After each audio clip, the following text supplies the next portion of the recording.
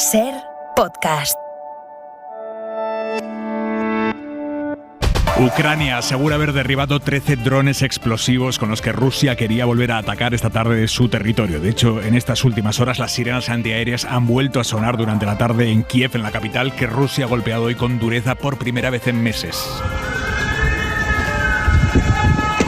Ataques con misiles en la capital suenan así. En otra docena de ciudades también. Se han cobrado por ahora 11 muertos en todo el país y dejan casi un centenar de heridos por toda Ucrania. Son la exhibición de fuerza rusa que tanto le pedían los halcones a Putin después del ataque este fin de semana contra el puente que une Rusia con Crimea.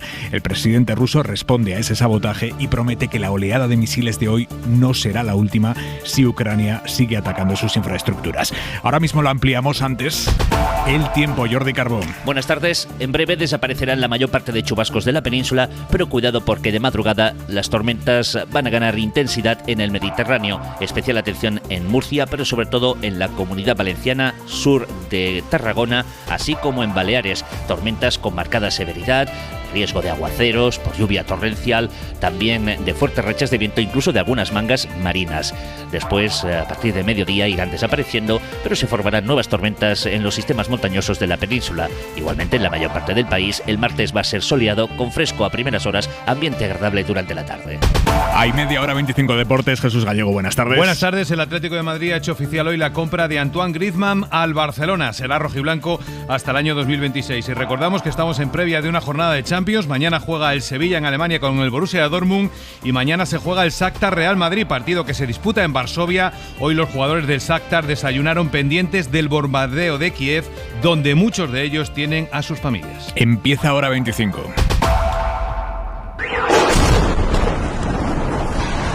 Bombardeo de Kiev que suena así. Estas son las bombas que han atemorizado hoy a toda Ucrania. Han atacado docenas de provincias del país, empezando por la capital, que había recuperado durante el verano una relativa calma al estar más alejada del frente. De hecho, el último ataque se produjo en junio.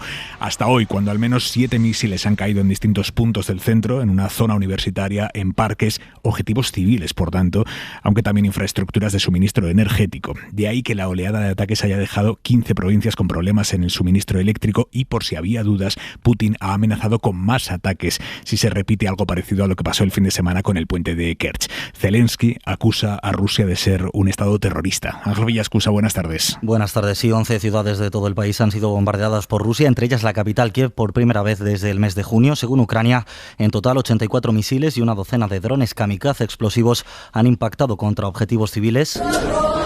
Una universidad, calles concurridas, una pasarela peatonal, edificios residenciales, también parques infantiles. En Kiev, lo escuchamos, los ciudadanos han vuelto a resguardarse en el metro y, como escuchamos, animando con canciones patrióticas. El balance es de 11 muertos y 89 heridos. Los ataques, también decías, han tenido como objetivo infraestructuras energéticas, lo que ha provocado cortes parciales o totales en al menos 15 provincias. Por eso Kiev ha pedido a sus ciudadanos que rebajen el consumo mientras repara el sistema y ha anunciado además que detendrán las exportaciones de electricidad a otros países de la Unión Europea ante la falta de suministro nacional. Los bombardeos de este lunes son la reacción rusa al ataque de este fin de semana al puente de Kerch, en Crimea, y coinciden con el nombramiento del nuevo jefe militar ruso, Sergei Surovikin, responsable de los bombardeos contra Alepo en Siria durante la guerra civil. El presidente ruso, Vladimir Putin, ha señalado que se trata de un ataque masivo con armas de precisión y largo alcance y ha advertido de que nadie puede tener dudas de la dureza de la respuesta de Rusia si siguen lo que denomina ataques terroristas contra su territorio. Además, uno de los pocos socios que le quedan, el presidente bielorruso Lukashenko, no solo ha apoyado estos ataques, sino que ha anunciado además la creación de unidades conjuntas con el ejército de Rusia. Precisamente Ucrania ha denunciado que varios de los ataques contra su territorio de hoy han sido lanzados desde ese país. Rusia compara atacar infraestructuras estratégicas con bombardeos en áreas civiles como zonas universitarias o parques incluso. De hecho, para entender la magnitud del ataque que ha sacudido esta mañana Kiev, escuchen cómo se lo ha contado en directo a Ángels en Hoy por Hoy el enviado especial del país, Cristian Segura. Mira, ahora mismo están cayendo más misiles, justo ahora mismo. Esto ahora es muy peligroso. Están cayendo en el centro de la ciudad. Es el centro, es como si cayera en la Gran Vía de Madrid. Ha caído esta mañana aquí en un misil que ha caído sobre un parque infantil. La imagen es dantesca. Yo he visto sangre, sí, en vehículos que estaban circulando por allí, que el misil ha reventado. Y en hora 14 Casal ha hablado con Nadilla, una ucraniana que vive en Kiev pero que ha huido de allí con su novio por temor a que haya nuevos bombardeos. Ha contado así cómo han vivido las explosiones hoy en la capital. Con los vecinos decidimos ir al metro, a la estación más cercana, porque es más segura, más protegida. Y es que hasta allí se sentían las explosiones, que las casas temblaban, había humo negro, era todo un caos. Y bueno, sabemos que sigue habiendo riesgo de ataques porque estamos en guerra. Pero hasta esta mañana se estaba más o menos seguro y tranquilo en Kiev. Ataques en Kiev y en otras zonas de Ucrania que han provocado la condena internacional, empezando por Naciones Unidas, que lo califica de escalada inaceptable. Para la OTAN son ataques horrendos e indiscriminados, y en Estados Unidos insisten en que no había ningún objetivo militar detrás de los bombardeos rusos de hoy. En un comunicado, Biden, de hecho, promete que Putin va a rendir cuentas por las atrocidades que está cometiendo. En Europa, la presidenta de la Comisión, von der Leyen.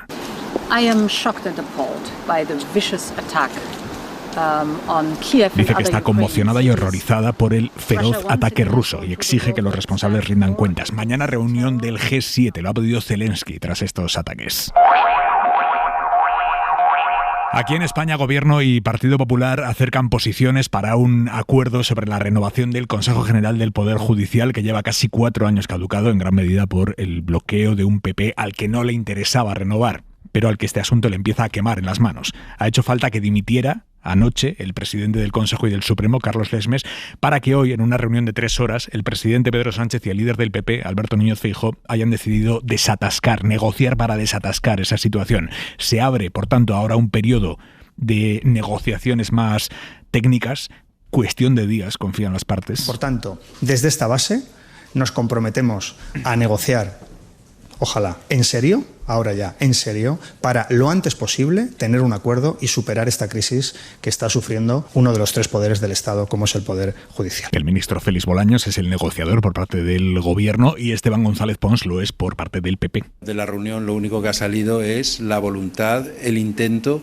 de volver otra vez más a ver si somos capaces de llegar a un acuerdo y de hacerlo bien.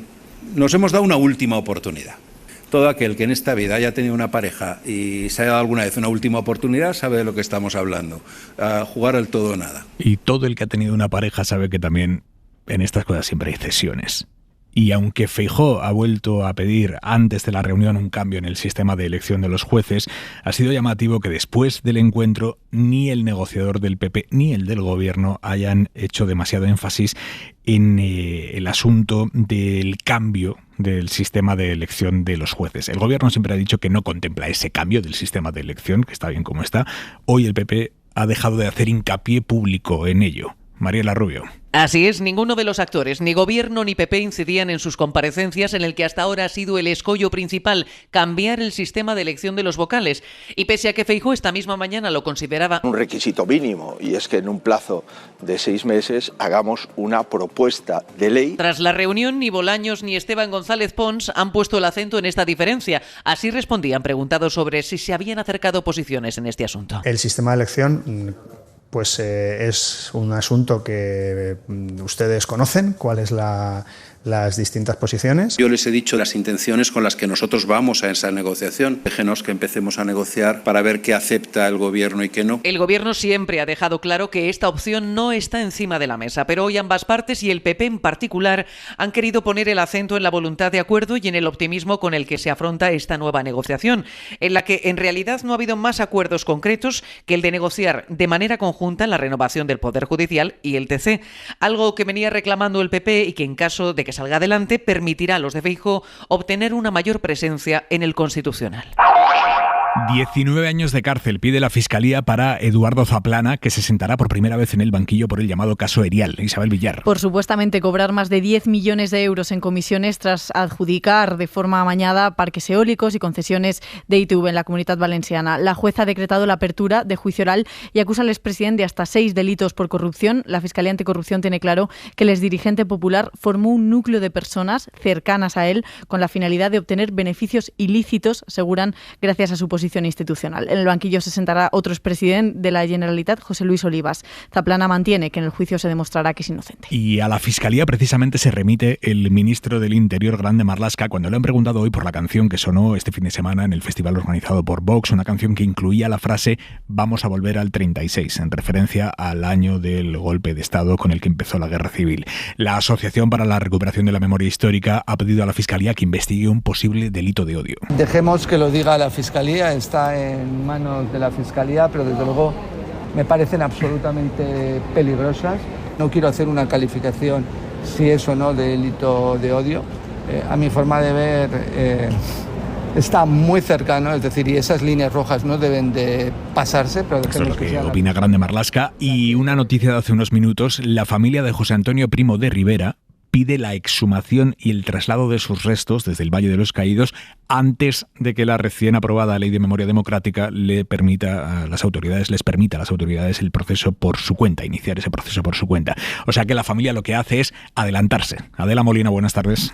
¿Qué tal? Buenas tardes. Sí, la familia Primo de Rivera ha solicitado esa exhumación al abad del Valle de los Caídos y a la Dirección General de Salud Pública de la Comunidad de Madrid. También han pedido los permisos para este procedimiento al Ayuntamiento de San Lorenzo del Escorial, que es el competente. En un comunicado, la familia señala que con ese paso no debe aplicarse el procedimiento previsto en la Ley de Memoria Democrática. Tratan de adelantarse, como tú dices, por tanto, a los planes del Gobierno de trasladar los restos de José Antonio Primo de Rivera a un lugar no preeminente. Ahora mismo están, recordemos, junto al altar mayor de la Basílica del Valle de los Caídos. Los sobrinos nietos de Primo de Rivera añaden que el proceso de exhumación debe permanecer y permanecerá, dicen, en la más estricta intimidad, sin que pueda convertirse en una exhibición pública propensa a la confrontación de ninguna clase entre españoles. La familia añade que pretende trasladar los restos, una vez obtengan las autorizaciones necesarias, a un lugar que han decidido y que no desvelan en ese comunicado.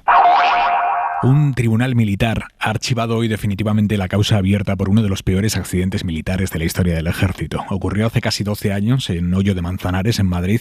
Murieron 5 militares, 5 artificieros y 3 resultaron heridos durante un ejercicio de destrucción de explosivos.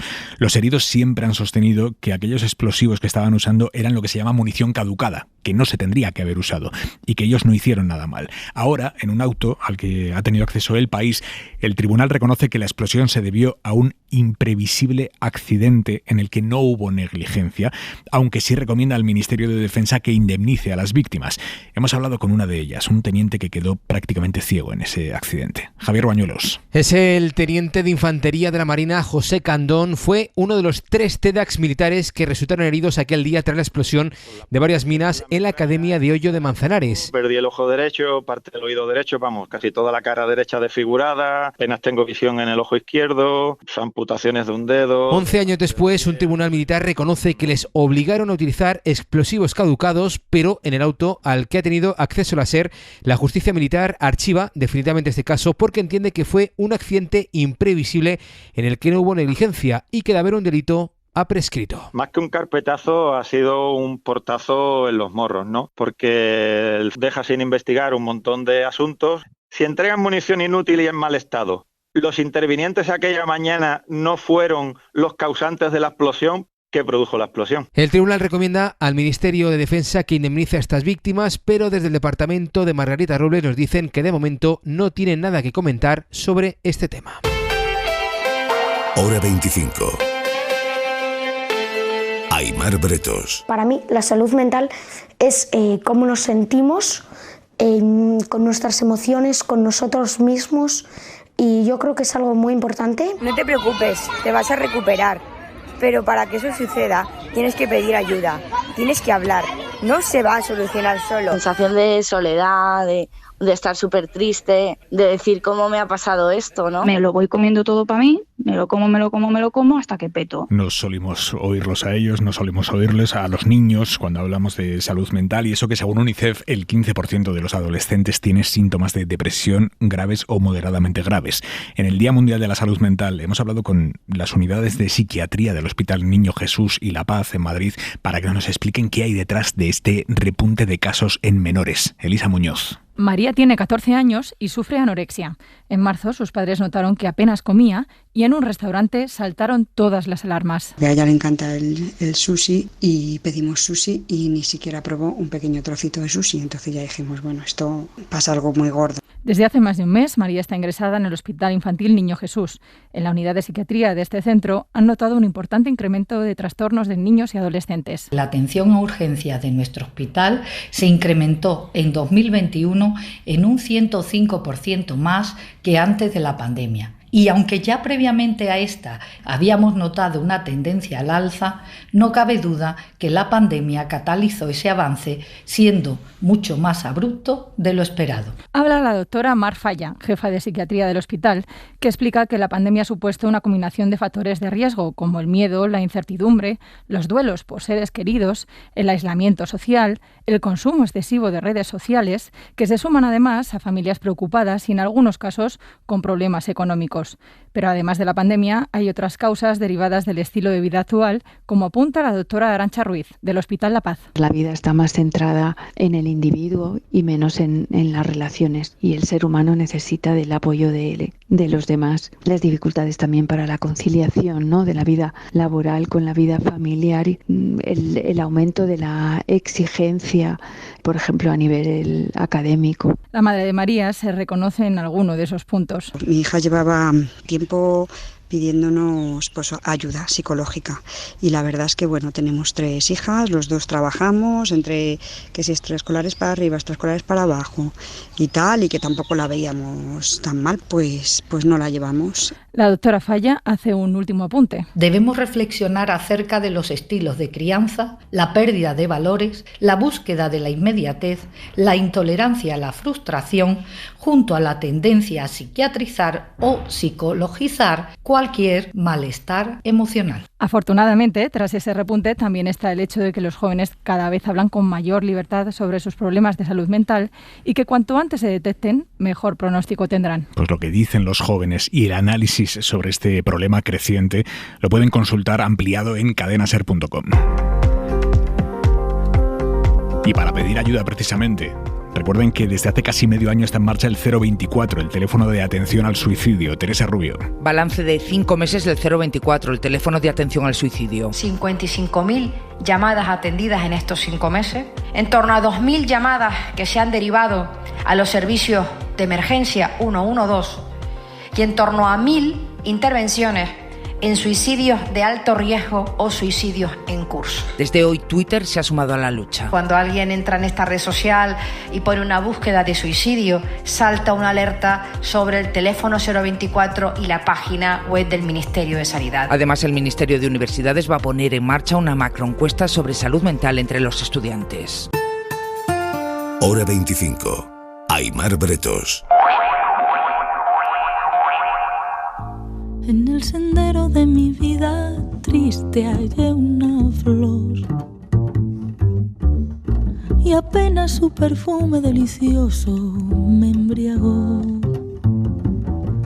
Cuando empezaba a percibir su aroma se esfumó y así vive mi alma triste y sola, y así vive mi amor. Es la música de Silvia Pérez Cruz, desde hoy Premio Nacional de Músicas Actuales, entre otras cosas por su inquebrantable compromiso con la belleza, dice el jurado. Su perfume y color, que el lloro triste de mi cruenta vida seco, como la rosa, como el perfume, así era ella. Terminamos con música y con literatura, porque mañana llega a las librerías la última novela de Almudena Grandes. Es una novela póstuma que se publica 11 meses después de su muerte y que se titula Todo va a mejorar, aunque en realidad la novela es una distopía sobre cómo, al calor de una pandemia, un partido populista restringe los derechos sociales. Desde que llegó al poder, el MCSI, Movimiento Ciudadano Soluciones Ya,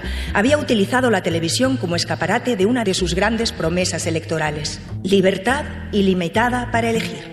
Esa consigna había multiplicado las cadenas en una proporción inaudita, casi 50 canales nuevos que emitían en abierto, locutores distintos. Aitana Sánchez Gijón ha leído un fragmento en la presentación de la novena. Dani de la Fuente. El libro imagina un futuro dentro de 20 o 30 años. Para analizar qué problemas teníamos en el presente. Un futuro atravesado por pandemias y restricciones de derechos. Los cuidados y la necesidad del confinamiento pueden desembocar en una dictadura. Con el auge de un partido populista que reclama comunismo, libertad. Han sido los comunistas, seguro, opinó Marcial, su marido. Gente que entiende la libertad como sálvese el quien pueda y territorio para hacer negocios sin escrúpulos ningunos, ¿no? Nadie cree en la justicia, el periodismo está desacreditado, es el desprestigio de la democracia. Y después una sociedad hedonista, haz lo que quieras, todo va a mejorar. De todos estos males de nuestro presente nos advierte Almudena Grandes, menos mal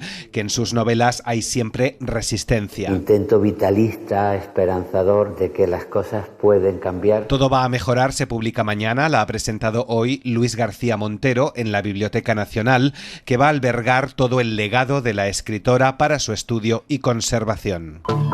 Y en análisis también, la mirada de Vidal Folk. ¿A Putin solo le queda el recurso de lanzar una bomba atómica? Parece una idea demasiado elemental. Es cierto que de momento está perdiendo la guerra, retrocediendo sobre el terreno. Militarmente, los ucranios recuperan miles de kilómetros, se nutren del armamento pesado abandonado por los soldados rusos y lanzan operaciones ofensivas como la inutilización del puente de Kerch que une a Crimea con Rusia. Políticamente, el Kremlin pierde la simpatía de países cercanos, erosiona la confianza de China e India y provoca el aumento de la disidencia interna con protestas cada vez más frecuentes y valientes y la huida de miles de jóvenes que rechazan ponerse el uniforme para matar a sus hermanos de siempre. Los bombardeos con misiles sobre Kiev y otras ciudades son tan miserables como la bomba atómica, pero menos peligrosos en el sentido de que provocan menos rechazo del exterior.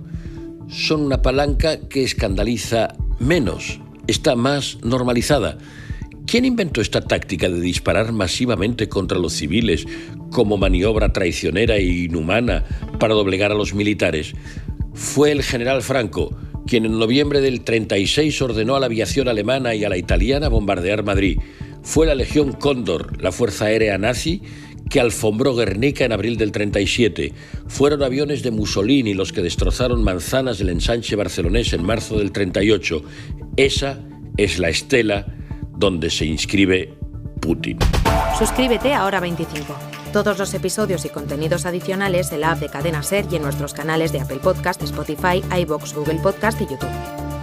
Escúchanos en directo en la SER de lunes a viernes a las 8 de la tarde.